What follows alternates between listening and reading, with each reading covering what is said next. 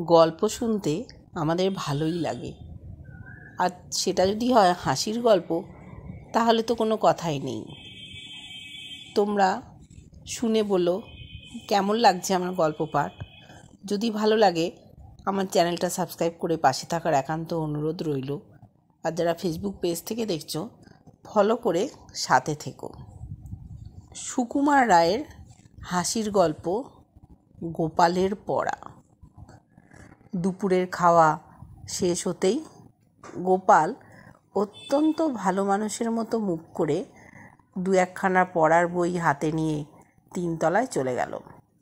মামা জিজ্ঞেস করলেন, কিরে গোপলা, এই দুপুর রোদে কোথায় যাচ্ছিস?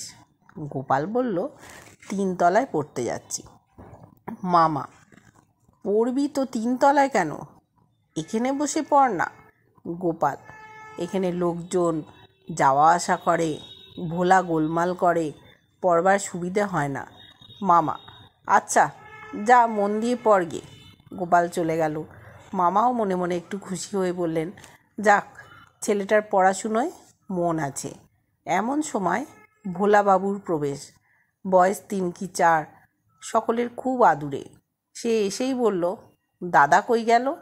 মামা বললেন, দাদা এখন 3 তলায় পড়াশুনো করছে, তুমি এইখানে বসে খেলা করো। ভোলা তৎক্ষণাৎ মেজের ওপর বসে প্রশ্ন আরম্ভ করলো, দাদা কেন পড়াশুনো করছে? পড়াশুনো করলে কি হয়? কি করে পড়াশুনো করে? ইত্যাদি। মামার তখন কাগজ পড়বার ইচ্ছে। তিনি প্রশ্নের চোটে অস্থির হয়ে শেষটায় বললেন, আচ্ছা ভোলাবাবু, তুমি ভজিয়ার সঙ্গে খেলা করো গিয়ে, বিকেলে তোমায় লজেন্স জুস এনে দেবো। ভোলা চলে গেল। আধ ঘন্টা পর ভোলাবাবুর পুনঃপ্রবেশ। সে এসেই বলল, মামা, আমিও পড়াশুনো করব। মামা বললেন, বেশ তো, আর একটু বড় হও, তোমায় রং চঙে সব পড়ার বই কিনে এনে দেবো। ভোলা, না, সেরকম পড়াশুনো নয়, দাদা যেরকম পড়াশুনো করে সেই রকম। মামা, সে আবার কী রে? ভোলা, হ্যাঁ, সেই যে পাতলা পাতলা রঙিন কাগজ থাকে, আর কাঠি থাকে, আর কাগজে আঠা মাখায়, আর তার মধ্যে কাঠি লাগায়, সেই রকম। দাদার পড়াশুনোর বর্ণনা শুনে মামার চক্ষু স্থির হয়ে গেল। তিনি আস্তে আস্তে পা টিপে টিপে 3 তলায় উঠলেন।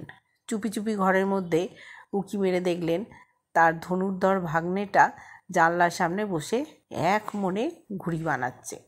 বই দুটো ঠিক দরজার কাছে তক্তপোষের ওপর পড়ে আছে। মামা অতি সাবধানে বই দুখানা দখল করে নিচে নেমে এলেন। খানিক পরে গোপালচন্দ্রের ডাক পড়ল। গোপাল আসতেই মামা জিজ্ঞেস করলেন, তোর ছুটির আর কদিন বাকি আছে? গোপাল বলল, 18 দিন। মামা, বেশ, পড়াশুনো করছিস তো, না কেবল ফাঁকি দিচ্ছিস? গোপাল, না, এই তো এতক্ষণ পড়ছিলাম। মামা, কি বই পড়ছিলি? গোপাল, সংস্কৃত। মামা, সংস্কৃত পড়তে বুঝি বই লাগে না? আর অনেকগুলো পাতলা কাগজ, আঠা আর কাঠি নিয়ে নানান রকম কারিকুরি করার দরকার হয়? গোপালের চক্ষু তো স্থির। মামা বলে কি? সে একেবারে হতভম্ব হয়ে হাঁ করে মামার দিকে তাকিয়ে রইল। মামা বললেন, বই কোথায়? গোপাল বলল, 3 তলায়। মামা বই বের করে বললেন, এগুলো কি? তারপর তার কাঁধ ধরে ঘরের এক কোণে বসিয়ে দিলেন। গোপালের ঘুড়ি, লাটাই, সুতো ইত্যাদি সরঞ্জাম 18 দিনের জন্য মামার জিম্মায় বন্ধ রইল। কেমন লাগলো জানিও কিন্তু। সকলকে অনেক অনেক ধন্যবাদ সাথে থাকার জন্য।